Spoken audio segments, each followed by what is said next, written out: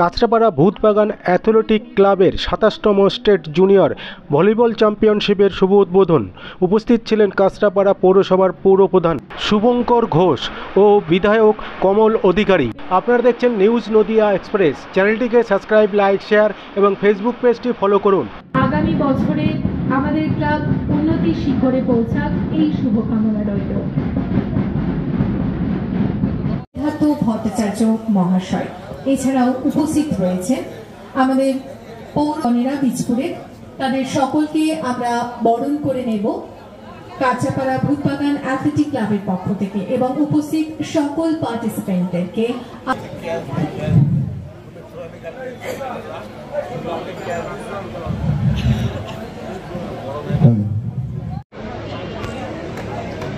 মহাশয়কে বরণ করে নিচ্ছি।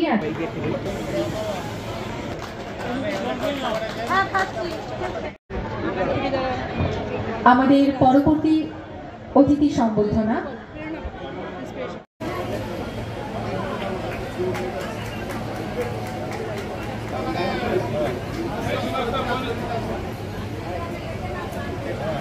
আমাদের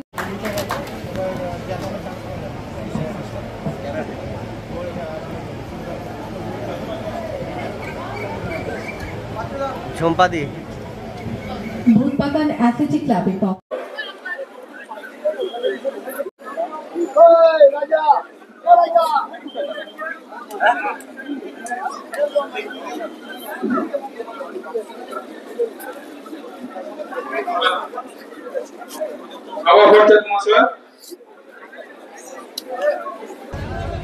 দিবাকর চক্রবর্তী মহাশয় আছেন, রবীন রায় চৌধুরী মহাশয় আছেন শিবাদা। খেলোয়াড় পরিচিতি হচ্ছে, খেলোয়াড় পরিচিতির পর আমাদের খেলা আমরা শুরু করব।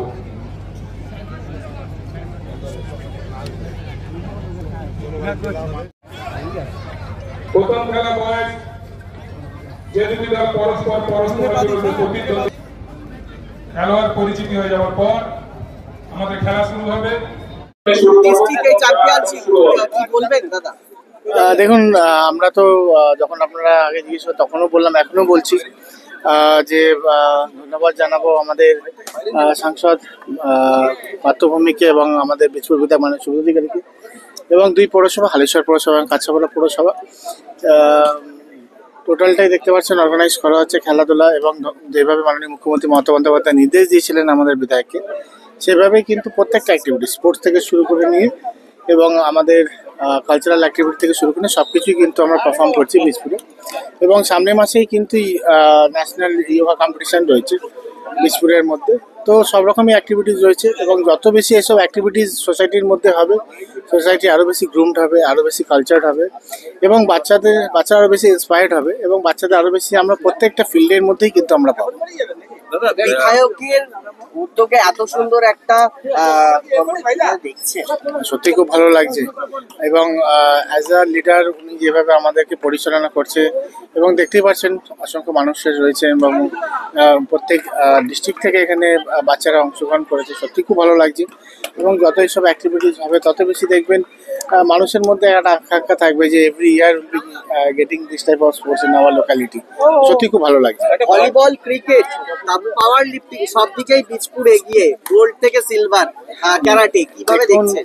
যেখানে মাননীয় মুখ্যমন্ত্রী মমতা বন্দ্যোপাধ্যায় রয়েছেন, 11 থেকে আজকে 25 হয়ে গেল, যা যা প্রতিশ্রুতি সারা বাংলার মানুষকে দিয়েছে, আর সেইভাবে মাননীয় বিধায়ক কিন্তু সেইভাবেই 21 থেকে কিন্তু উনি প্রয়াস করছেন যে কিভাবে আরো বেশি অ্যাক্টিভিটিস বীজপুরে রাখা যায়, আরো কিভাবে বেশি ভালোভাবে বীজপুরে মানুষকে দেখা যায়। মুখ্যমন্ত্রী মমতা বন্দ্যোপাধ্যায়ের কথা বাস্তবায়িত করলো বিধায়ক এবং দুই পৌরসভার পৌরপ্রধান, কিভাবে? দেখুন, আমাদের ধর্ম হলো আমাদের কর্ম।